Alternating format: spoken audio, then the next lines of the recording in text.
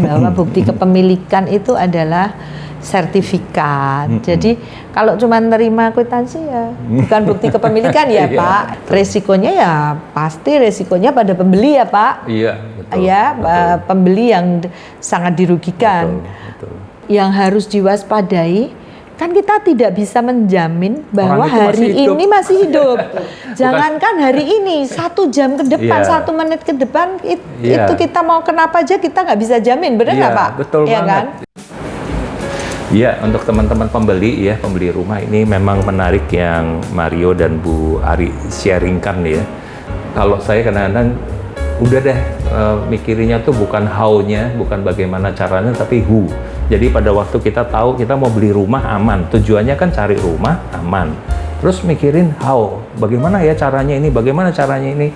Kalau saya bilang itu sama kayak kita mau operasi jantung, tapi belajar dulu buku-buku tentang jantung. Jadi lebih baik carilah dokter jantung yang betul. Nah, saya sangat mendorong para pembeli rumah, karena awam kembali lagi ya, kecuali yang investor yang tiap 3 bulan beli, untuk menggunakan dan memanfaatkan jasa kita ya Bu ya, bukan karena saya atau apa, datanglah ke semua teman-teman notaris PPAT se-Indonesia. Se-Indonesia bahkan sebagai garda depan untuk memfasilitasi proses ini. Karena kalau misalnya bukan ke notaris setempat apalagi ya, itu mereka akan kehilangan pengetahuan lokal. Karena notaris itu kembali lagi urusan tanah kan ditentukan 3 pihak, itu Pemda untuk urusan pajak BPHTB, kemudian kantor pajak untuk PPH, sama kantor tanah BPN. ATR. Belum lagi soal IMB dan lain-lain. Jadi ada 520 kota yang variasinya lumayan. Banyak masalah-masalahnya. Jadi ngapain mikirin how to-nya? Lebih baik teman-teman pembeli ini mikir, kalau gue mau beli rumah itu oke, aman apa enggak? Nomor 1 memang harus nanya, salah satunya kalau sesi hukum ke notaris PPAT setempat. Untuk kita di Tangerang Selatan, Bintaro, BSD Tangerang, kebetulan Ibu Ari ketua Ikatan Notaris dan juga Ikatan PPAT, jarang sekali ada satu manusia kebetulan menjabat di 2, ini agak langka. Jadi kesempatan untuk teman-teman pembeli juga kalau ada apa-apa bisa datang ke Ikatan Notaris, Ikatan PPAT untuk nanya. Mungkin ada baiknya ada website atau apa, nanti di itunya bisa dicek ya. Lalu saya sangat menyarankan sebetulnya, nggak tahu ya benar apa enggak, tapi ada baiknya kalau masyarakat ragu nih notaris PPAT-nya nih terdaftar nggak sih? Bisa nggak sih mereka dapat akses ya? Ada, jadi ngecek di websitenya atau apa, ada daftar anggota nih, bener nggak sih orang ini? Betul. Saya kira juga di organisasi pasti ada semacam sekretariat dan juga checklist sebenarnya ini lagi masalah apa enggak. Memang itu agak internal, tetapi biasanya penduduk atau masyarakat pembeli bisa dapat rekomendasi informasi, kan? Ini terdaftar loh. Ya bersyukur kita untuk Ikatan Notaris sama IPAT saat ini satu organisasi ya, nggak kayak lawyer punya 20 atau 10 organisasi ya, kompak ya. Jadi untuk para pembeli bisa ngecek di websitenya ini atau IPAT ya. Kebetulan ini sekretarisnya kalau nggak salah ya Mario ya, sekretarisnya. Mario salah satu sekretaris. Bisa dicek, dikasih alamatnya. Oke, mungkin untuk pertanyaan selanjutnya, seringkali pembeli tergiur transaksi di bawah tangan atau kwitansi biasa supaya cepat diprosesnya. Nah, apa bahaya di baliknya secara hukum? Ya, semua sudah tertuang ya di dalam aturan bahwa bukti kepemilikan itu adalah sertifikat. Jadi kalau cuma nerima kwitansi ya bukan bukti kepemilikan ya Pak. Jadi kalau belum ada sertifikatnya, belum di dalam nama sertifikat itu belum tertulis nama kita, ya berarti itu belum diakui secara aturan atau secara undang-undang bahwa itu kepemilikan kita. Resikonya ya pasti resikonya pada pembeli ya Pak. Pembeli yang sangat dirugikan. Ya harus difikirkan kembali kalau sampai di bawah tangan ya memerlukan effort lebih untuk menjadikan sertifikat ke atas nama kita. Benar nggak Pak? Betul. Ya. Jadi kelihatannya ini di masyarakat tuh kenapa itu terjadi? Ini barusan aja kemarin ada klien konsultasi. Dan ini sering pasti dari teman-teman juga ngalamin. Jadi mereka itu menghemat biaya alasannya. Oh iya. Jadi menghemat biaya betul. sehingga antar teman kadang-kadang ada barusan kejadian padahal teman dekat kita juga. Padahal dia juga bukan orang nggak pintar ya. Yang harus diwaspadai, kan kita tidak bisa menjamin bahwa Orang itu hari masih hidup. ini masih hidup. Jangankan hari ini, 1 jam ke depan, Iya. 1 menit ke depan, Iya. itu kita mau kenapa aja kita nggak bisa jamin, benar nggak Pak? Betul Iya banget. kan? Itu yang mungkin teman-teman pembeli perlu tahu bahwa risiko loh. Ini kan bukan urusan 100 juta apa 200 Betul, juta. betul. Rumah di daerah kita ini rata-rata Bintaro, BSD Miliar. dan sekitarnya miliar. 2 miliar tuh udah agak umum gitu. Jadi apa susahnya sih diberesin gitu ya. Nah ini yang teman-teman pembeli mungkin bisa konsultasi ke notaris di awal sebelum Iya. masuk lebih dalam ke problem. Iya. Karena urusan properti itu beda dengan mobil. Jadi kalau kita secara ilmu hukum ada namanya benda bergerak, ada benda tetap. Properti itu benda besar, benda tetap yang terregister di pemerintah. Jadi kalau antar pihak nih jual beli gini belum ada terdaftar ke pemerintah, berarti pemerintah nganggap itu tidak ada Bukan pemiliknya, peralihan, bukan betul. pembelian. Jadi cukup kompleks gitu. Nah, dalam praktek memang saya lihat itu Bu, mungkin Mario juga orang datang, loh ini udah 2 tahun Pak di kita titip Dan mereka bisa merasa aman aja nih. iya aman. Itu Saya serem juga- banget. Ini saya pegang loh Pak kwitansinya. Iya. Emang ketidaktahuan ya, Sangat. maksudnya sangat nggak tahu. Betul. Termasuk kalau waris ya Bu Iya. ya. Misalnya ini meninggal. Harusnya kalau kita orang hukum kita tahu kan bahwa kalau waris meninggal berarti ini sebenarnya sertifikat atau ini udah walaupun nama si orang masih hidup suami atau istri berarti itu milik bersama loh. Terus mereka nggak punya kesadaran untuk membalik nama waris, istilah orang awam turun waris, Iya, dibiarin turun aja. waris. Nanti satu lagi mati lagi di ahli waris itu Iya. beranak problemnya. Belum kalau itu beda agama, beda hukum lagi semua kan di Indonesia betul, kan gitu. betul. Jadi mungkin Mario mungkin Saya malah ada lagi tadi Bapak bilang udah turun waris ya Pak. Ini dia buktinya itu kwitansi dari orang yang almarhum iya. masih dipegang gitu. Iya. Tapi tenang Pak, itu udah pegang kwitansi. Tenang. Kwitansi siapa ini? Dulu almarhum ayah saya beli. Iya. Banyak. Nah sekarang almarhum yang pegang ini anaknya mau jual. Itulah. Hanya kwitansi doang. Hanya kwitansi doang. Nah, itulah salah satu yang Sa- Pak Satu telah datang. Saking nyamannya tinggal di rumah itu. Ya itu yang kita rekomen Sehingga- pakai notaris ya. Ini bagaimana gitu kan? Betul. Ini isunya udah mulai melebar. Gitu. Datanglah ke notaris seluruh Indonesia ya Pak Seluruh Indonesia, untuk minta advice, untuk minta saran, untuk minta petunjuk supaya dalam bertransaksi itu secara aman, nyaman dan sesuai dengan aturan yang berlaku di Betul. negara Republik Indonesia. Betul. Ya memang. Jadi untuk teman-teman sekarang ada berapa notaris PPAT Bu ya seluruh Indonesia ya? 15.000 apa 20.000? Kalau update notaris Indonesia saya nggak tahu. Di Tapi kita, kalau di di Tangerang, kita Tangerang 350 sekian. Dan masih nambah ya. Bau-baunya masih akan nambah. Oke, good news buat ini ya, Iya.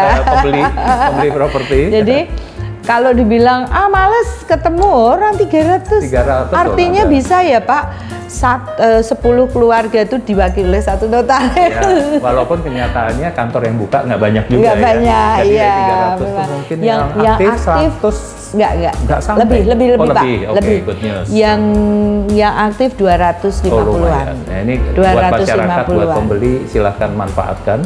Ada satu hal juga yang tadi sempat saya ngomong, memang harus kedaerahan. Jadi kalau ada temen konsultasi ke saya soal ini, gue punya sertifikat ini atau kwitansi ini, terus gimana? Biasanya saya arahkan mereka ke notaris tempat.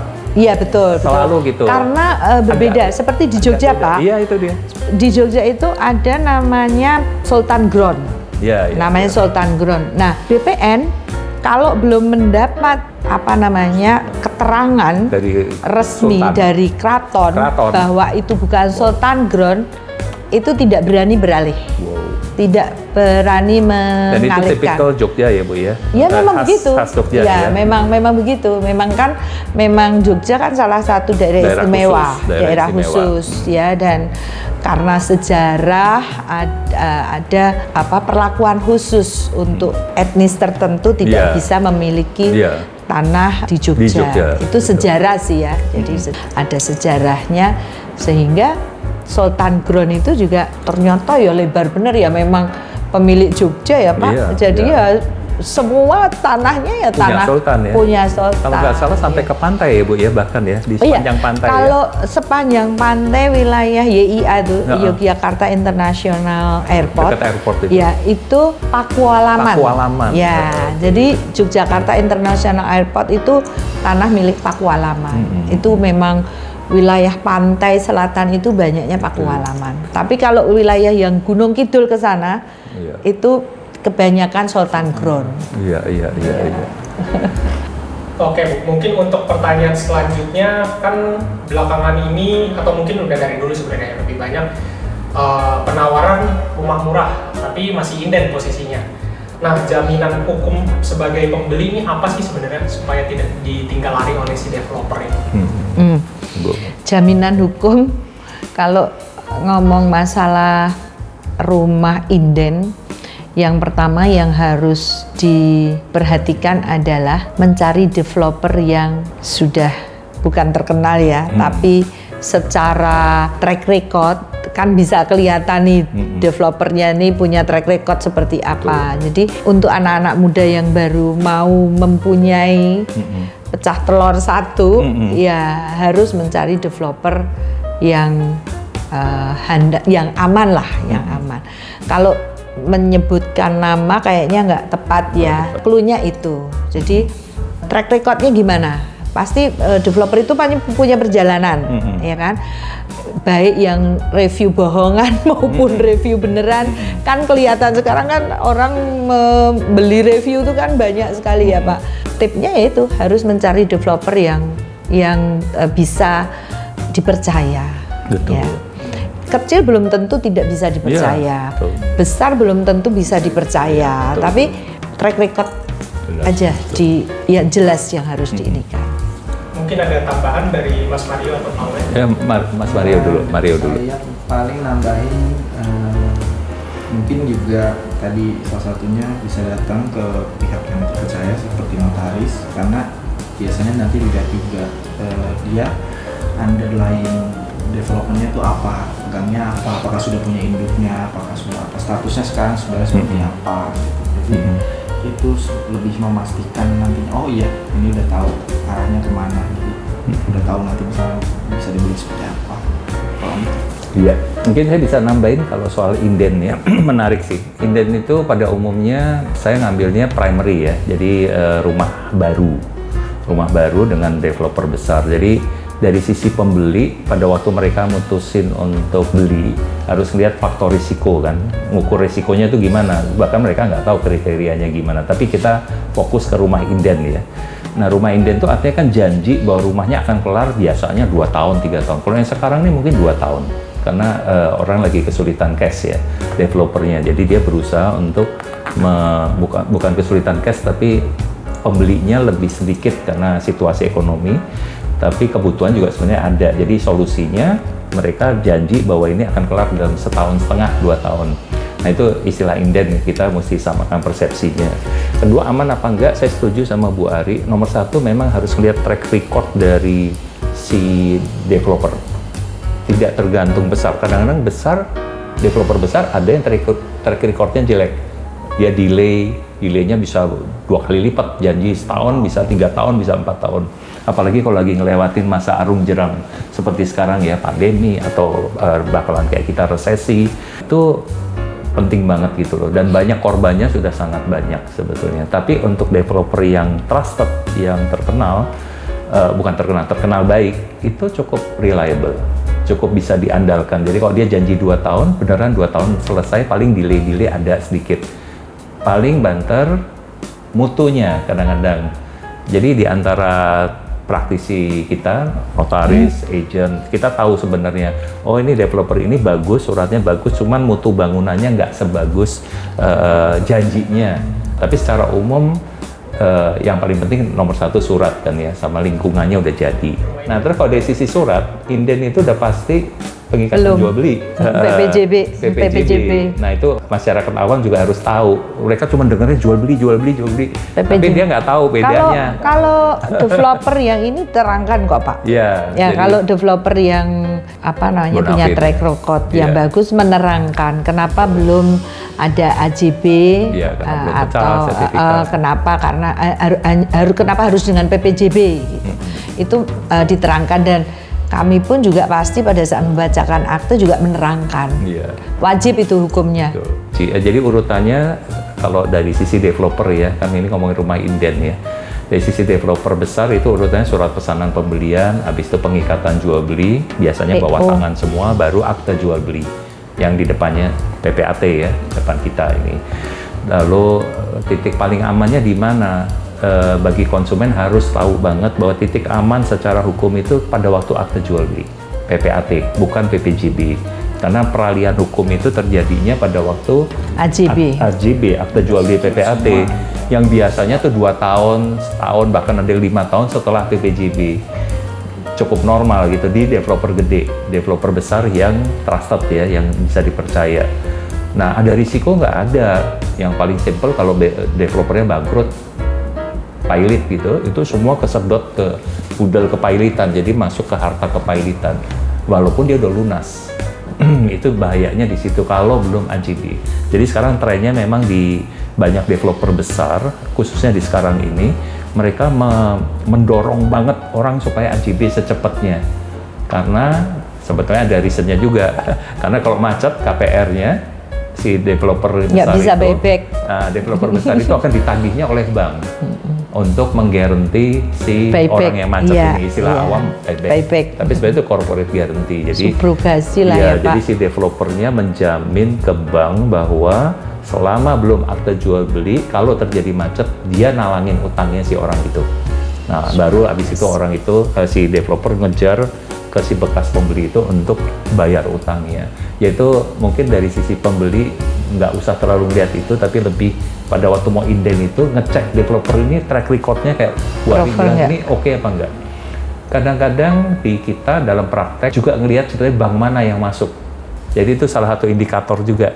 Jadi mungkin kalau buat golden rule-nya buat teman-teman pembeli, bank mana yang masuk itu menggambarkan seberapa aman developer itu. Trust. Ya, trust-nya. Jadi tergantung bank itu bank apa. Terus mau ngecek gampang sebetulnya. NPL ya kalau nggak salah ya. Non-performing loan. Jadi seberapa tingkat kemacetan yang terjadi di bank itu, NPL istilahnya. Nah, makin sedikit terjadi kemacetan berarti banknya itu prudent.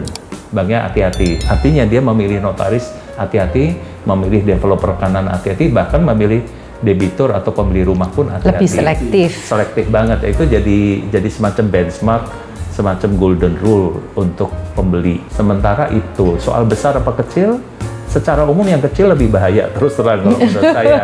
Karena walaupun udah sertifikatnya pecah, artinya ready untuk AJB, jadi rumah inden, tapi sertifikat bisa aja udah pecah, itu cepat banget. Nah, tapi itu tetap berisiko karena biasanya si developer kecil ini sering diganggu sama pihak ketiga 5 tahun, 3 tahun setelahnya. Jadi kita ngelihat juga di market Bu kayak gitu. Secara hukum kan aman, bahkan kita notaris nggak salah loh. Udah sertifikatnya udah ada, semuanya banknya juga cukup bagus, tapi karena dia developer kecil yang cuman 100 rumah, proyeknya paling cuman 3 tahun, 4 tahun, habis itu dia pindah ke tempat lain. Nah itu di dalam praktek agak sering diganggu sama mungkin mafia tanah atau orang-orang yang merasa bahwa oh dulu ini tanah moyang gua nih, om gua punya atau kakek gua. Nah itu berani. Kalau ke developer gede model gitu mah ngadepinnya langsung aja lawyer, ketemu lawyer atau apa gitu. Jadi inden oke, tapi lihat-lihat